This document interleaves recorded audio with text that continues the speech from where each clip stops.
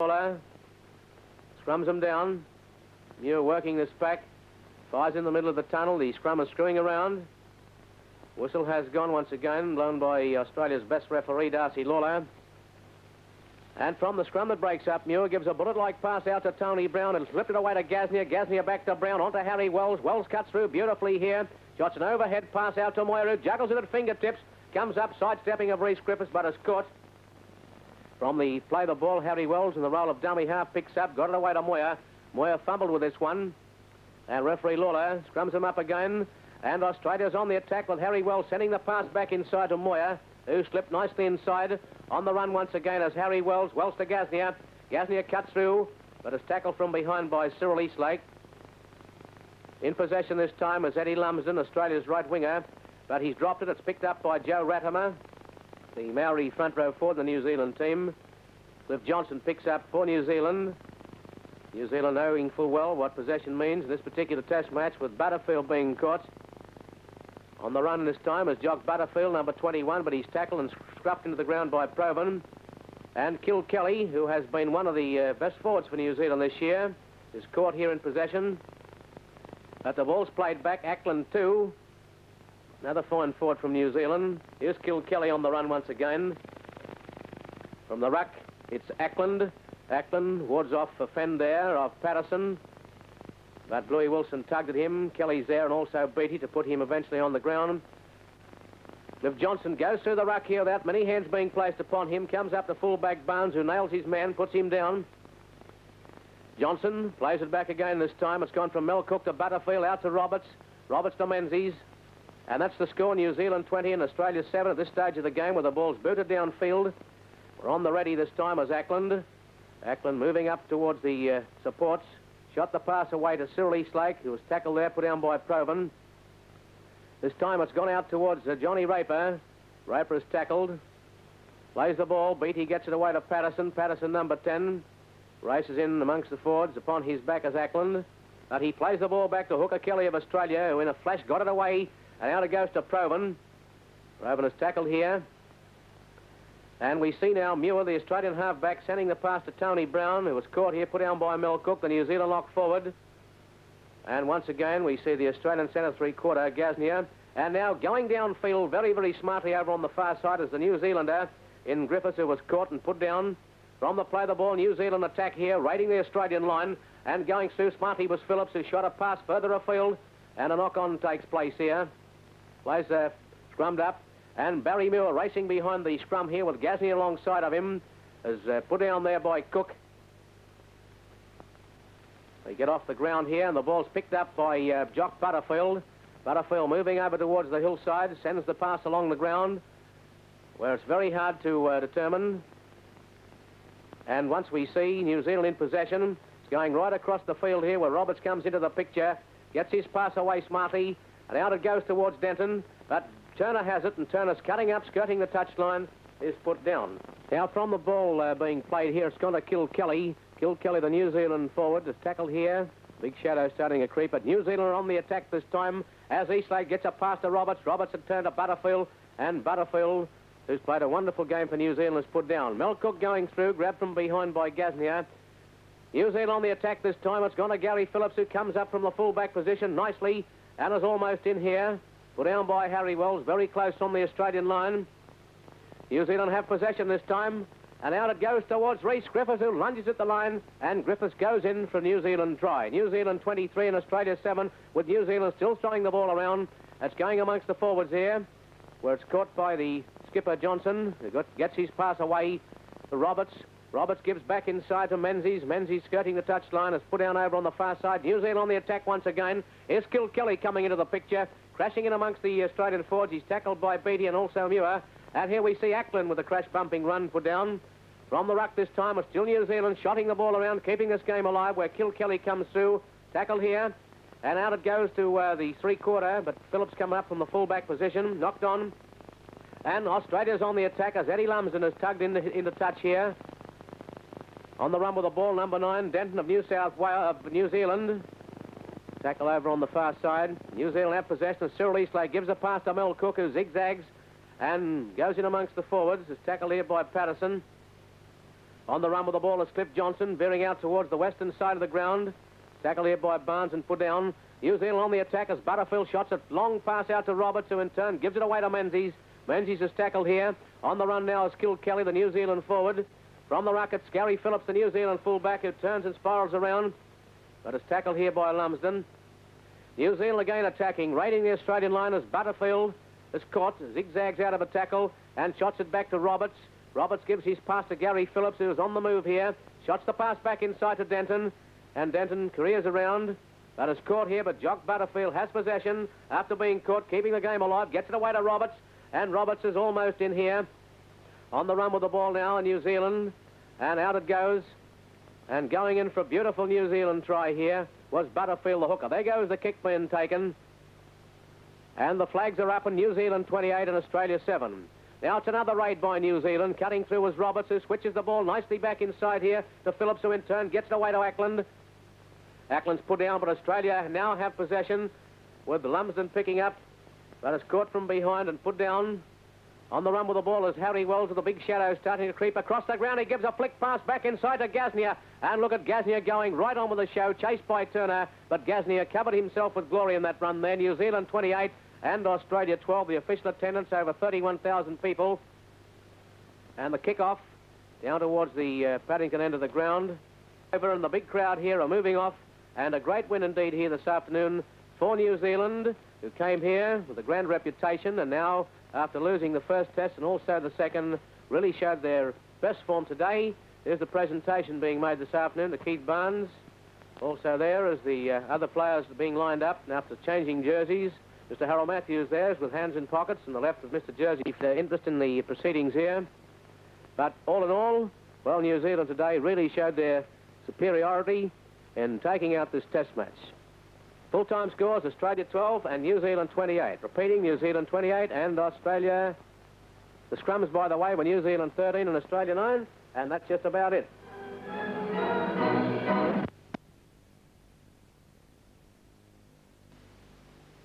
Right on the halfway line. Malker, oh, he's going to judge. Which way do you want him, under or over the line?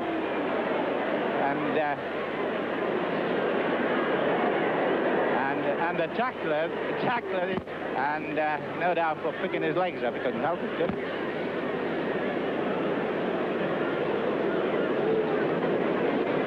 Minutes gone, and it's Great Britain 8, New Zealand 19, and it certainly isn't Great Britain's day. Eric Ashton will be wondering what to do about all this. Can he pull 11 points back? It's got to be the brilliance of Murphy to do it. Terry Grady's had very little to do. Boston's had about 1 run score to try. Eric Ashton to Hallis.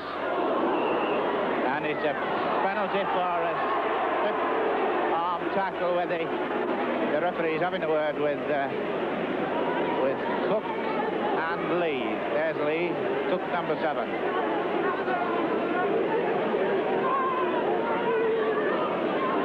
Alec Murphy will kick for touch.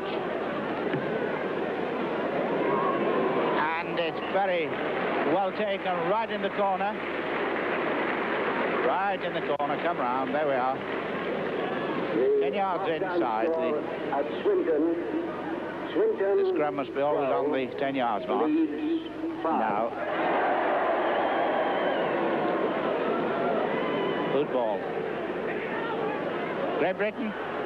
Murphy trying to dive over from the play ball, only about 2 yards. Great Britain need a try here to bring them really back into the game. Can Hallis go down the middle? Hallis is still going, but can't go very far without his legs. It's a good position. But Bolton can't get away from his opposite, Bond. Edgar had it. And have you noticed where they always slide down their legs and finish with their tackle around their ankles? Barton. Oh, and what about Bass? Boston. Now, Boston not had much of a run. And they're not going to get much of a run, as someone says. And the sun's shining, but it's shining for New Zealand at the moment. Murphy. Little tackle, but very effective. Get behind, play the ball. Had it. And I had it again. Nobody wants it. Had it going away. Had it going on one of those long runs. Can he regain his balance? He's dropped it. Ashton's got a chance if he can get it out to Boston. Boston's one man to beat. Boston's into the corner. Boston's in for, is it? Yes. Billy Boston, after Huddit and Ashton had made it, right in the far corner. There's the scorer. And Billy Boston wants me to tell you that he's only 27 years of age. He doesn't consider that a veteran age. Billy Boston, with 15 minutes gone, puts England onto the, well, in with a chance. Let's put it that way at the moment.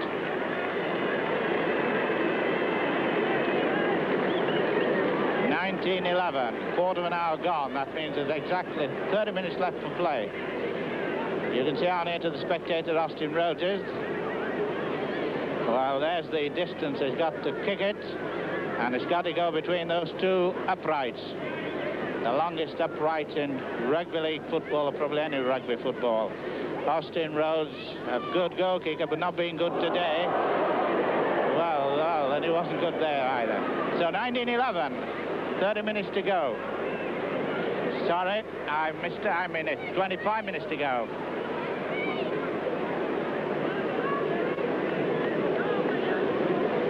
Well, now this next 5 minutes, I think, is going to be possibly, or next 10 minutes, maybe the deciding factor of this match. 8 points, 2 tries and 2 goals, and Britain will be in front. But so far, they haven't looked like being on top for any real length of time.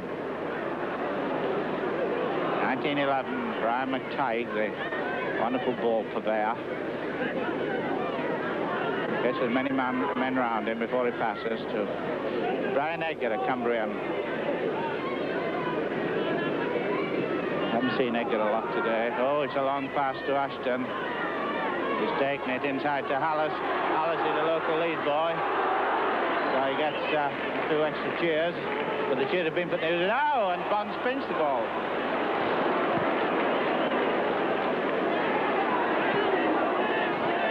Emery, oh, interception, no, it's come off, fortunately for Emery. Murphy nearly jumped to get it. He did jump, but nearly got it. Malcote, the kick, unusual thing, and a good kick by Hammond. Right into the heart of the English defence, Great Britain defence, 25 line.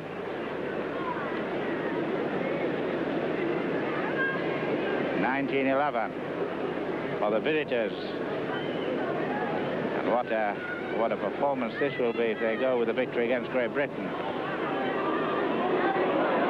The keen tackling is so marked, a lively bunch of lads they are.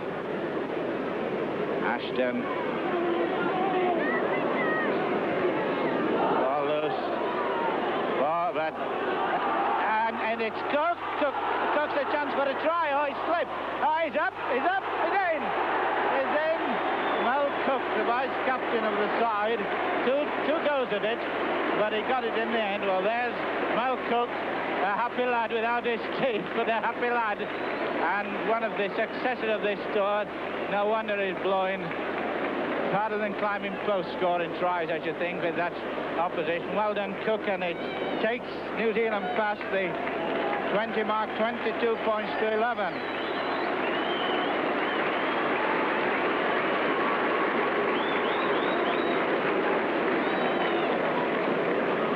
Well, John Fagan, the fullback goal kicker.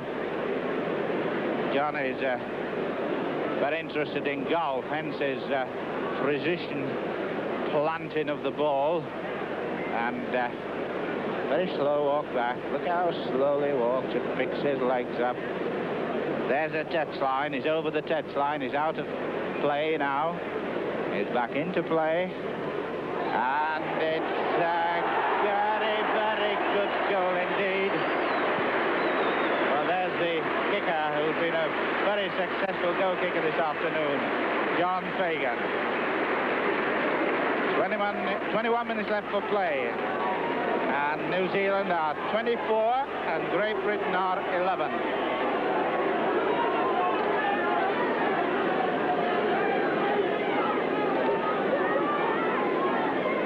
Bolton.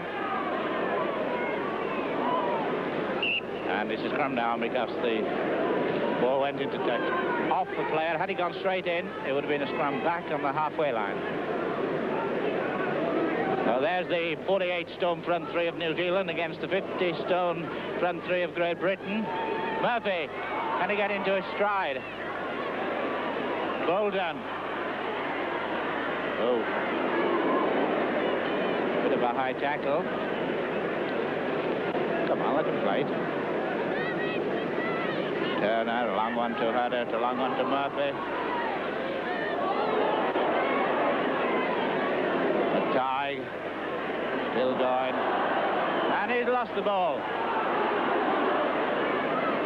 Well, with exactly halfway through the second half, New Zealand at 24, Great Britain at 11. And away goes Donny Hammond, the skipper, bashing his head around inside to Cook. Cook's got Bond inside him. Bond's got Snowden with him. And still he goes. Snowden still running. Cook's into the corner as he's turning back into Snowden. And almost through, but good defensive work by Great Britain. Good cover work.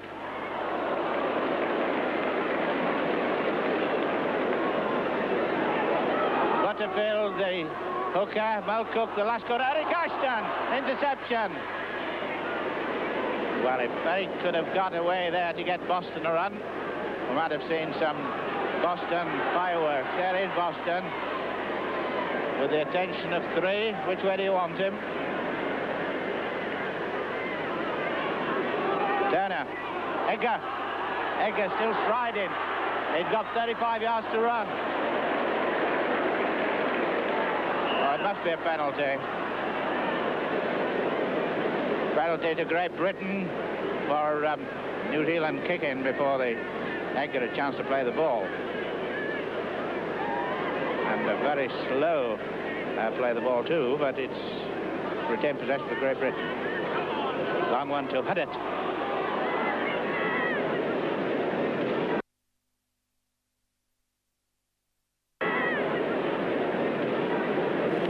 The sun is coming out, but it's New Zealand who are on top. Terry O'Grady has now, who's going to play that ball? Oh.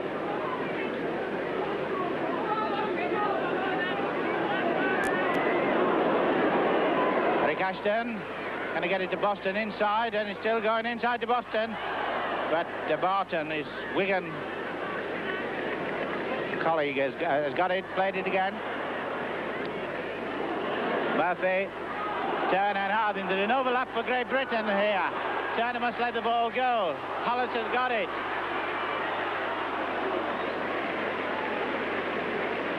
Kicking to the ball a little too much. Egger to Rhodes. Losing ground with the passing, and what a gutting tackle by Emery. Edgar, Murphy, Barton.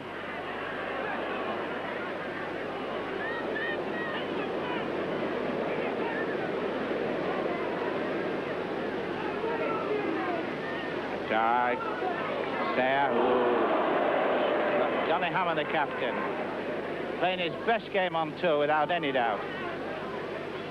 Bolton. Bolton trying to accelerate through the gap. Murphy inside to Ashton, a nice slip pass. Ashton to Boston. Oh, and a great tackle by Fagan with Boston in full stride. That takes some doing, but it's a chance for Great Britain. McTighe can't get his pass in. He usually does. He has done. Barton, can he push them over? That's the one way he might get over.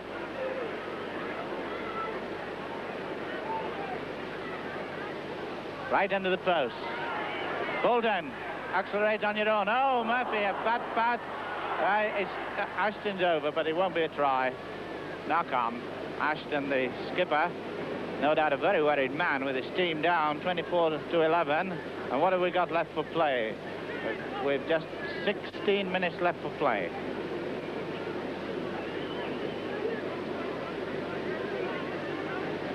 3 points for a try, 2 points for a goal, and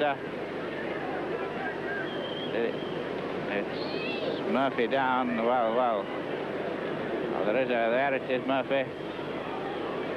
Quick, come across with it. Oh, it's Alice down on his knees.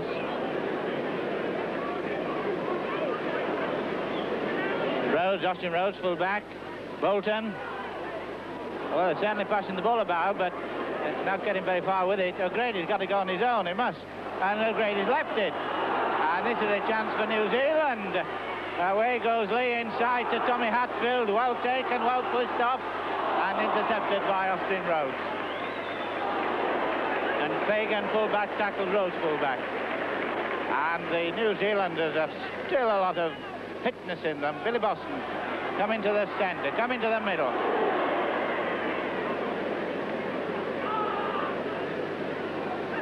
Edgar, Brian Edgar.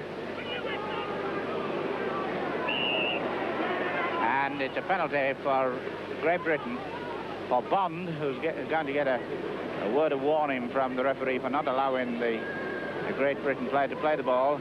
And Lee is injured. And a little to our left, Eric Clay is walking to see the injured player. There is the boy on the ground, Brian Lee. Brian Lee, the second row forward. It looks like his knee.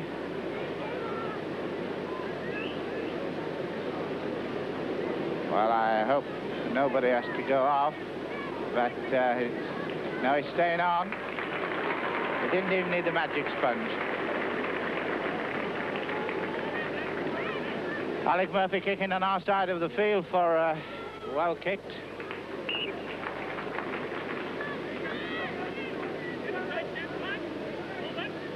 "13 points to make up. Can Great Britain do it? At a point a minute, they could. But the signs are that New Zealand have still a lot of football ability in them and a very fit side.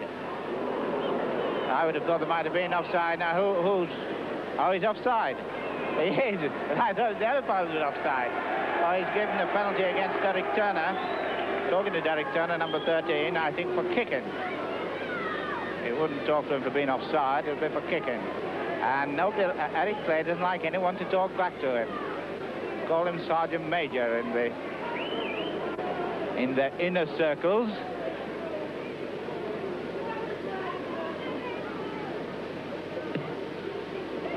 He's got a twist on the ball, straight to Terry O'Grady. Terry has nearly lost sight of the ball. Oh.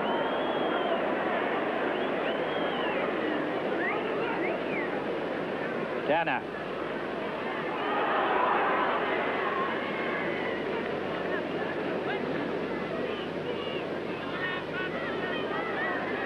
Harris and Boston is now back. I thought Boston to go. Oh, it's an interception.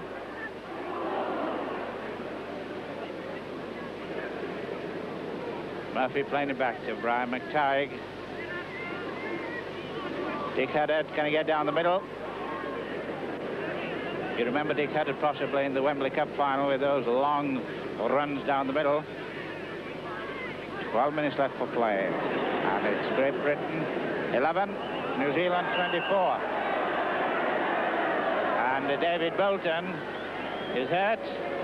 And on comes Paddy Armour, the Great Britain physiotherapist. And there's number 6, Davy Bolton from Wigan. David Bolton broke his collarbone in a test match in Australia in '58 and is really making a comeback instead of Frank Myler, who played in the World Cup. Somebody in the crowd says take him off. Well, David stays on. He's limping badly.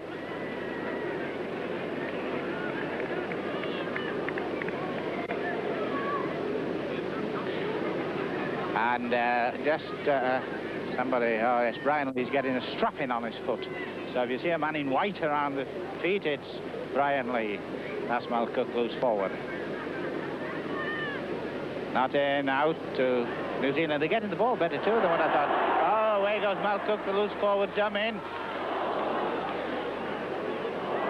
Oh, it must be a forward pass. Well, it's amazing to me how New Zealand have got the ball. They probably are tight. A look at the scrum here with the Maori front three. There's the New Zealand playing in their dark traditional jerseys. There, the New Zealand, the Maori boy, number 23, Edwards. Murphy trying to stride away. Number of taps have been made around the bootlaces. Ashton.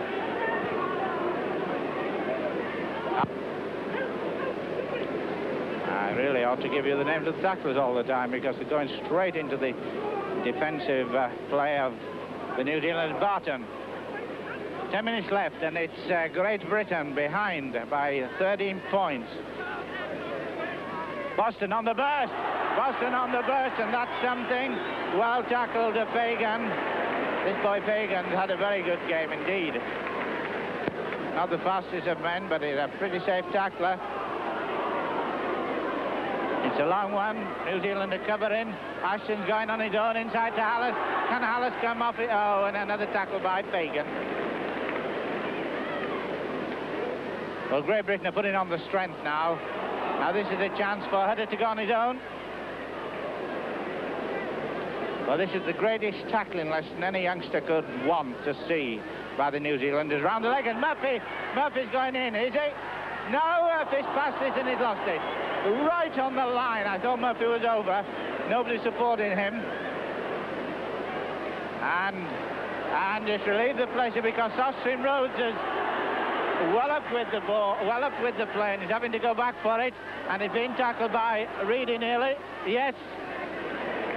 Well, what a relief from 15 yards inside the Great Britain half from under the post. And what an awful lot of running Great Britain's had to do to come back. And to run all that way takes a lot of the breath out of you.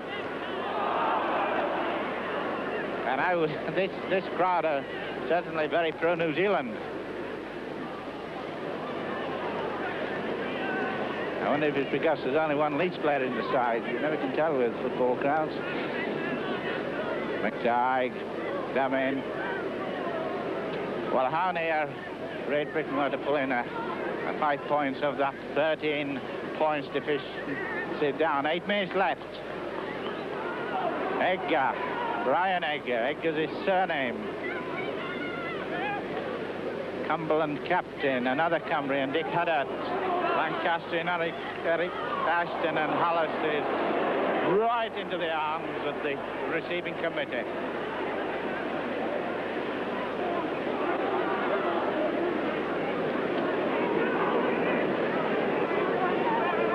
Well, he must let the ball go.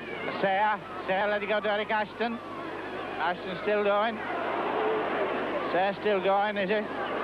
Well, if he gets his pedals going. Well, the New Zealanders have been called amateurs. But for amateurs, they're very good professionals. Inside to Edgar. 10 yards out. Great Britain want to try here badly. Barden. He's got to push his way over if he can. Right in the shadow of the post. 7 minutes left for play. Dick Huddart must go in. He mustn't. He isn't. He'll only be inches off, and he's about 6'1" as Dick. He could have dived the rest. And Great Britain have lost the ball again. Well, 2 long spells of attacking, nothing to show for it, and it's New Zealand saving the day and the ball instead. And it's a penalty for New Zealand for kicking to play the ball. Well, there's one thing certain, this test series between Great Britain and New Zealand is going to be wide open, and a great lot of interest now, because Great Britain must win the next test to keep the thing for the 3rd test, and the ball's coming to us. But it's just gone over the top, thank goodness, and it's Great Britain 11, New Zealand 24. 6 minutes left for play.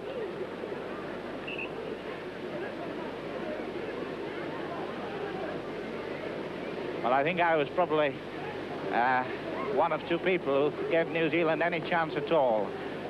They certainly come up to more expectations. Murphy on his own, but he's got to pass the ball. Hallis.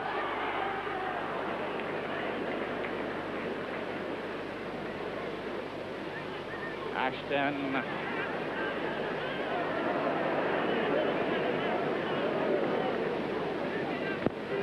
Boston to Turner to Murphy on the burst. Murphy dancing and dodging like a ballet dancer. Oh, did an extra man if they let the ball go. Oh, and David Bolton's dropped it. Fagan's got it. Inside to Donny Hammond. Outside to Tommy Hatfield. Tommy Hatfield, very strong right winger, got a very good try at an important time. And with 5 minutes left for play, Donny Hammond, the captain, waits. Donny Hammond shakes his head in. He lost it then. Shakes his head in. An effort to get through. Emery, he ducks his head. Butterfield, Bond through his legs. But it's not a knock-on. Snowden. And the ball is loose. And Great Britain have it. Barton, a short one to McTighe, and Great Britain look a tired lot at the moment. Bolton to Hallis, the crowded, and Hallis has left it behind him. And typical of number 12, Bond, keeping the ball going to the last. And there's Brian Lee, who was injured with his strapping, or what it was. Yes, he's not going to go for that. 4 minutes left for play. Bond, there could be another try from New Zealand.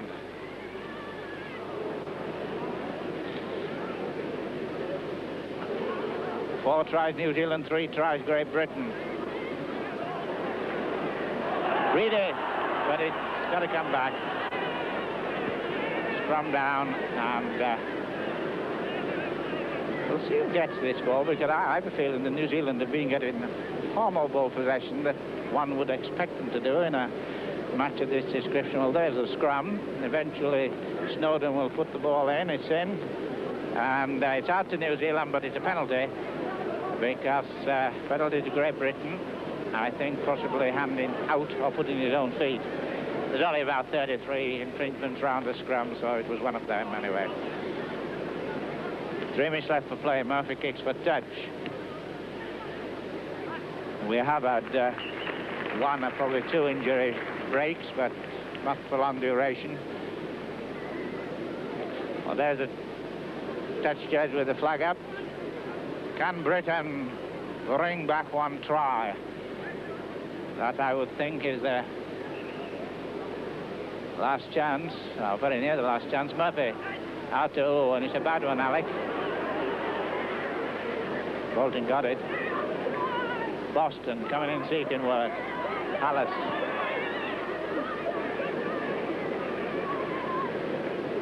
Terry O'Grady, number 5, taking the dummy half. He's seen a little of the ball that he's gone in for it. Oh dear, didn't anybody want it? And away goes Reedy. Boston's in him. Brilliant tackle. A brilliant ball taken by Snowden. And it's, well, that's the type of play that New Zealand have been giving us. Right to the last, and they're in for a try. Is it?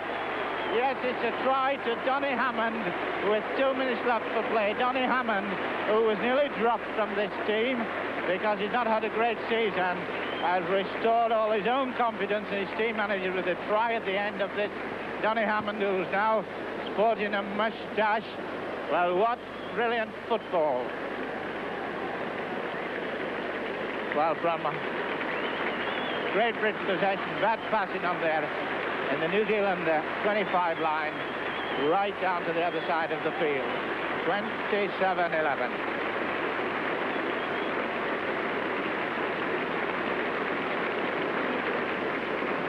Well, the crowd give the New Zealanders the ovation they deserve, and Fagan, who has kicked 6 goals, there he is.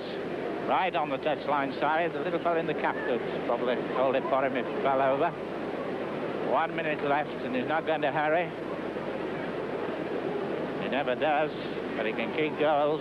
If he kicks this, it'll be a beauty. And it's a beauty!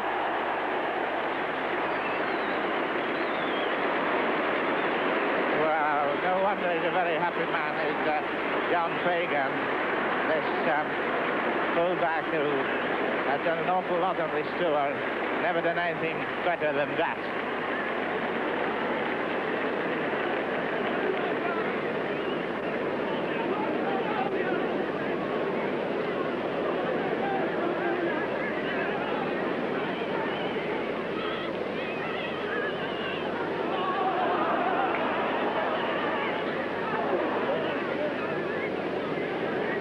Well, this score is very near to what New Zealand did here on their last trip. 28-13 then, 29-11 now.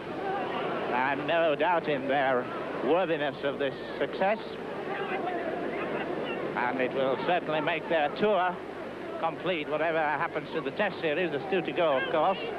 Certainly it will make the test an interesting possibility for them, even if they lose the next. Well, according to our timekeeper, it's extra time. We're playing in injury time. And away goes this fella, got it happen.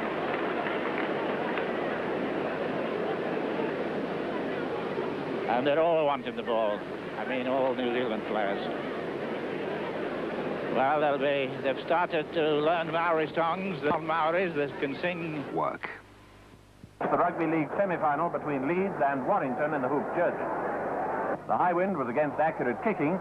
Palin missed a penalty early on, but only 90 seconds from the start, Derbyshire went over 3-up to Warrington. The wind stopped another 2 points being added, and Leeds were determined to stop any further inroads into their defence, so they carried the war into Warrington's camp.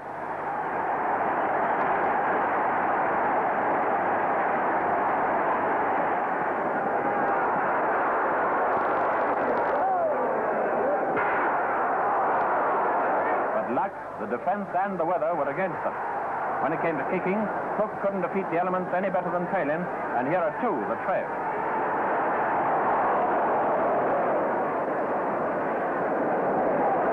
But if the wind was in charge higher up, Warrington certainly had it their own way on the grass. Here's Bath forcing his way over for their second.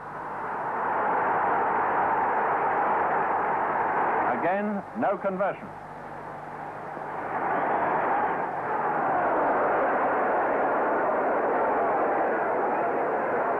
There was no holding Warrington now, and after Johnson had made it 9-0, Helm just crossed the line, and this time Palin got it over the bar. 14-0 at half-time, and Warrington supporters looked forward confidently to Wembley. The second half was soon underway with plenty of close play around the middle of the field.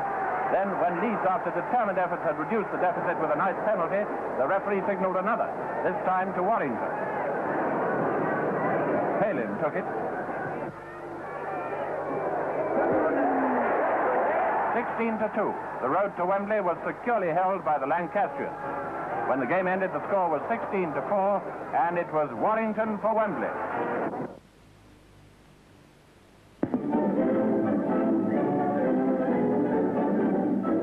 Wembley's Empire Stadium was packed for the Rugby League Challenge Cup final tie, and here come Halifax and Warrington to settle the issue.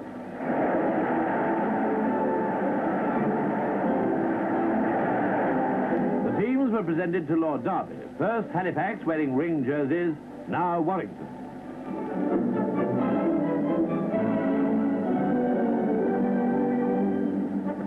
Halifax kicked off, and as the cup final got going, supporters roared encouragement from the stands.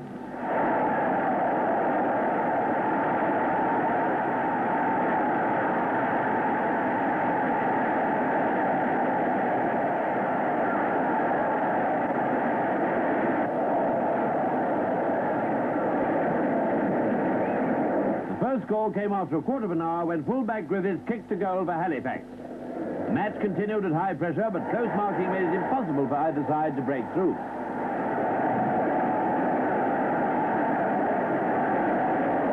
Within 10 minutes, Halifax added 2 points to their score with another good kick by Griffiths.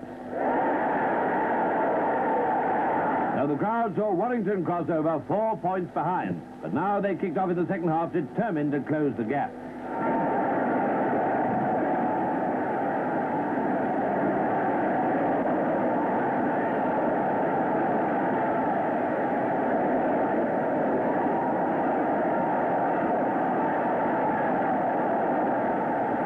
After 10 minutes of hefty give and take, a Halifax infringement gave Warrington a chance, and Bath took it, 2-4.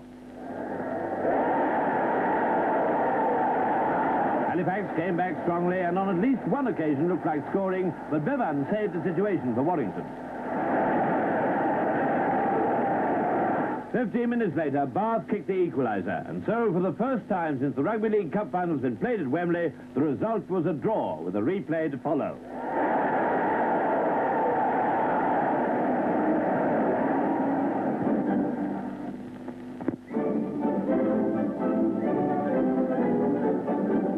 Over 102,000 spectators filled the Odsal Stadium at Bradford, the largest number ever recorded at a Rugby League Cup final. After a draw at Wembley, Warrington and Halifax had returned to the north to resume the contest. Halifax, wearing striped jerseys, kicked off, and the replay was on. The Warrington forwards began with some fast, open passing, and soon began to threaten the Halifax defence. After only 8 minutes of play, they took the lead when Jim Challoner dashed over the line for the first try.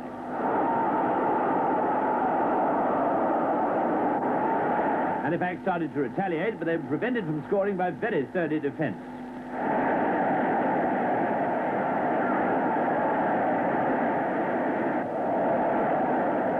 Warrington, indeed, were playing splendid football, even better than at Wembley. However, things looked better for Halifax 20 minutes later, when they were awarded a penalty inside the Warrington 25. Griffiths took the kick.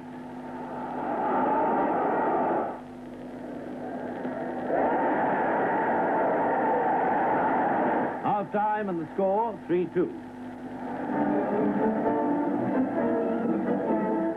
Warrington opened up the game again with some very fast passing movements, which looked pretty dangerous and, in fact, almost resulted in some additional points.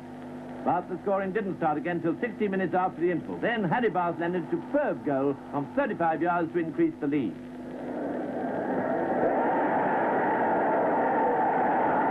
Just 4 minutes later, McCormick obstructed Daniels, the Halifax wing 3Q. Griffiths again took the kick.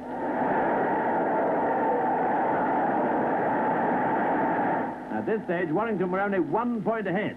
7 minutes later, Jerry Holmes, Warrington scrum half, took a pass near the halfway line. After a splendid run, he got the try that guaranteed victory. With the final score 8-4, the crowd poured onto the field to congratulate the players on a first-rate final.